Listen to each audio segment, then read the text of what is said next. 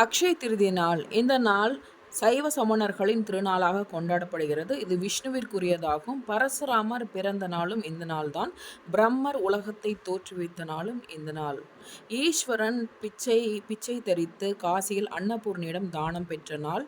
குசேலர் கிருஷ்ணரிடம் செல்வம் வாங்கிய நாளும் இந்த நாள். பஞ்ச பாண்டவர்கள் சூரியனிடம் இருந்து அக்ஷய பாத்திரம் வாங்கிய நாளும் இந்த திருநாளே.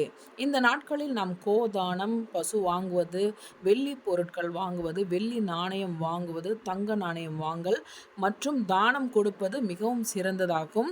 வியாபாரம் ஆரம்பிப்பதும் சுப காரியங்கள் சுப நிகழ்ச்சிகள் செய்வதும் உத்தமம்.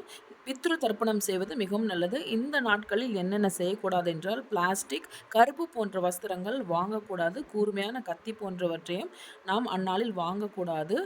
நாம் தானம் செய்வது சாலச் சிறந்தது. அன்று வீட்டில் தானங்கள் செய்வதும், சுமங்கலி பெண்களுக்கு தானம் செய்வதும், லக்ஷ்மி பூஜை